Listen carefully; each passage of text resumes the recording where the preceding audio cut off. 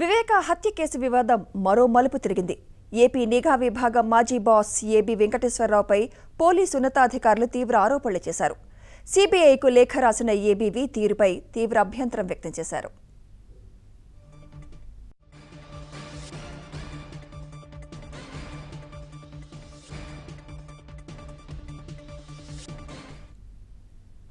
వివేక హత్య కేసులో ఆధారాలు లేకపోయినా జగన్ కుటుంబ సభ్యులను బంధువులను అరెస్టు చేసేందుకు ప్రయత్నించారంటూ ఏబీవీపై టెక్నికల్ డీఐజీ పాల్ రాజు తీవ్ర ఆరోపణలు చేశారు.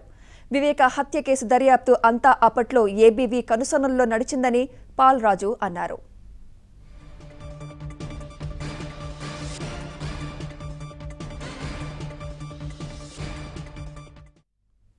కీలక సమాచారం ఉందని చెబుతోన్న ఏబీవీ అప్పట్లో సిట్కు ఎందుకు ఇవ్వలేదని పాల్రాజు ప్రశ్నించారు.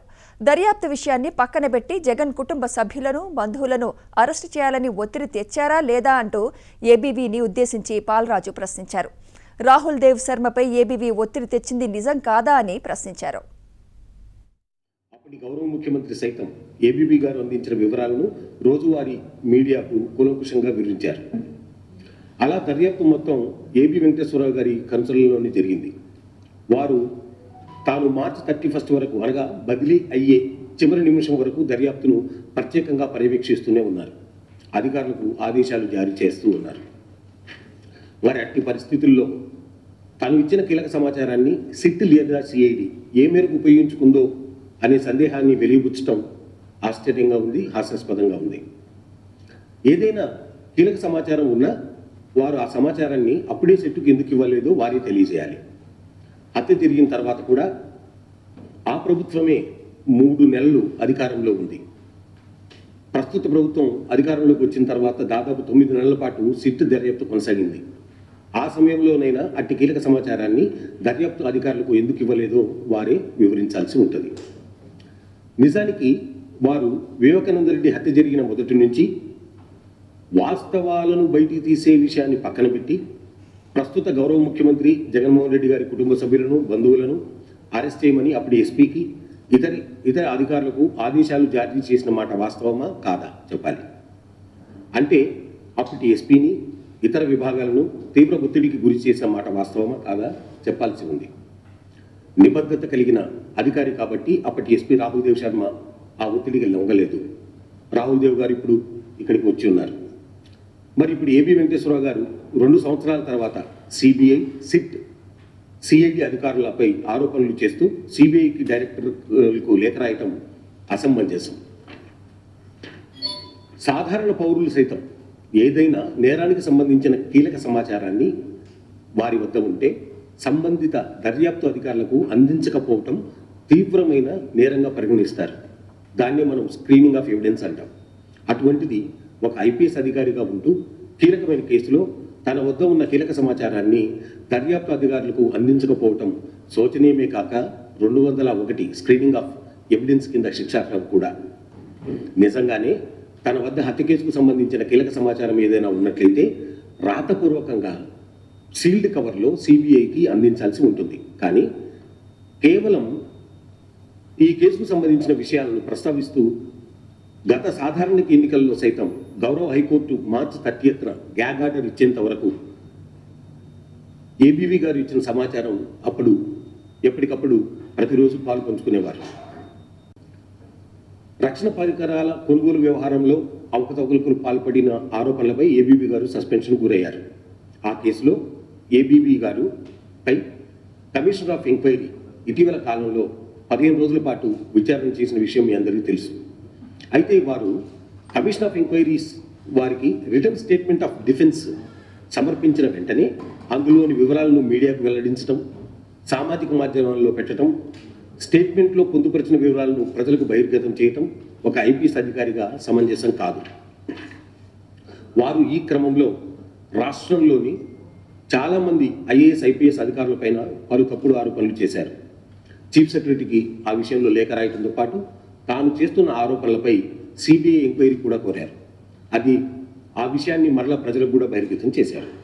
అయితే ఈ లేఖలో పేర్కొన్న ఆరోపణలు పరిశీలించిన అనంతరం వారు చేసిన ఆరోపణలు నిరాధారమని మరియు తప్పుడు ఆరోపణలని రూఢీ అయ్యాయి కాబట్టి అయినా వారికి ఇంకేమన్నా అనుమానాలు ఉంటే పద్ధతి ప్రకారం ప్రొసీజర్ మేరకు సంబంధిత అధికారులతో నివృత్తి చేసుకోవాలి తప్ప ఇలా సహచర అధికారులపైన బహిర్గతంగా ఆరోపణలు చేయటం సమంజసం కాదు. దీనిని తీవ్రంగా పరిగణిస్తున్నాం. ఇది ఖండించదగ్గ విషయం.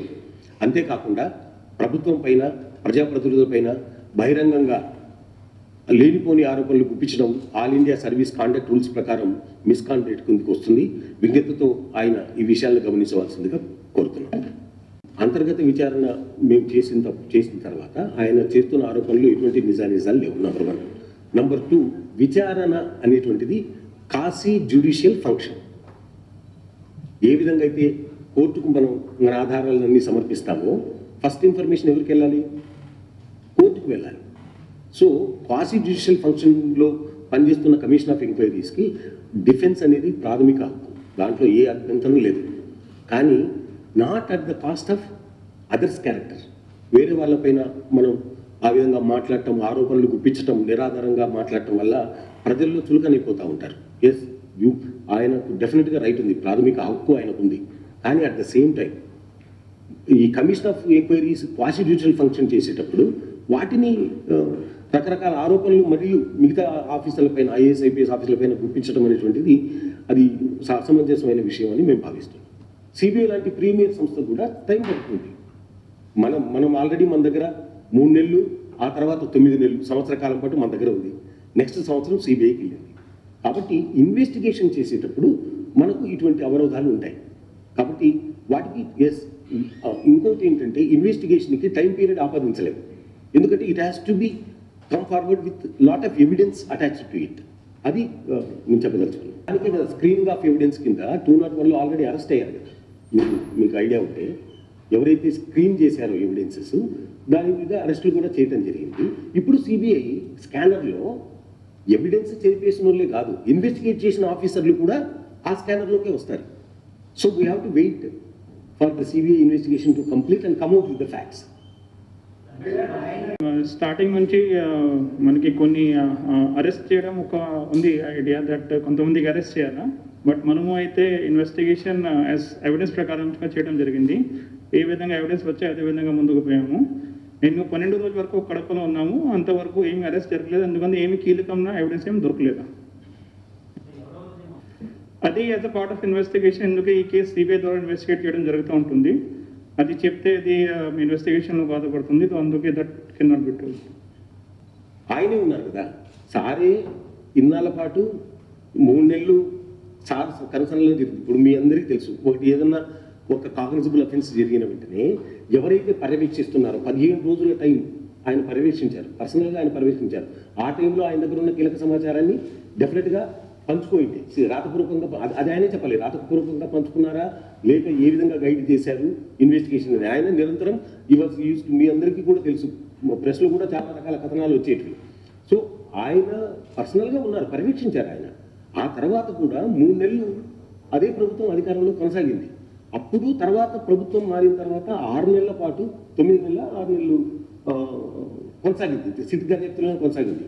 ఆ టైంలో లేని సమాచారం ఆయన ఏమన్నారు, సందేహించారు.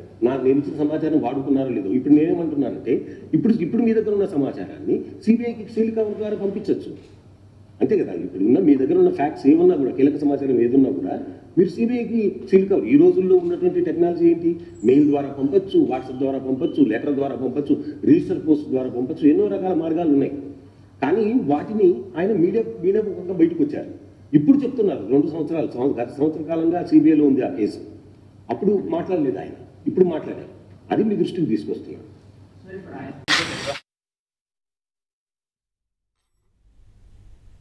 ఇదే అంశంపై మరింత సమాచారం మా కరెస్పాండెంట్ పూర్ణ అందిస్తారు. పూర్ణ, డీజీపీపై ఏబీవీ ఆరోపణలు చేశారు. అందుకు కౌంటర్గా డీజీపీ ప్రెస్ మీట్ ఉంటుందని చెప్పారు. కానీ అలా జరగలేదు. బట్ డీఐజీ వచ్చి ప్రెస్ మీట్ పెట్టారు. సో ఎలా చూడాలి? మొత్తంగా ఏబీవీపై పోలీసు అధికారుల వ్యాఖ్యలను ఎలా చూడాలంటారు పూర్ణ?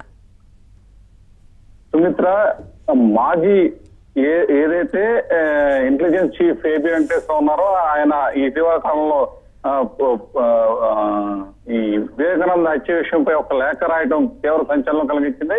ఇదే అంశానికి సంబంధించి ఈ రోజు మంగళగిరి డీజీపీ కార్యాలయం ముందుగా డీజీపీ ప్రెస్ మీట్ పెడతామని చెప్పారు. ఆ తర్వాత డీజీపీ హాజరు కాకుండా పాలరాజు ఏదైతే ఆయన వచ్చి విలేకరుల సమావేశం ఏర్పాటు చేయడం జరిగింది. అయితే Palaraju DIG technical wing head గా ఉన్నారు, ఆయనే స్పోర్ట్స్ పర్సన్ గా వ్యవహరిస్తూ ఉంటారు. ఆయన ఈ రోజు విలేకరుల సమావేశం ఏర్పాటు చేయడం జరిగింది.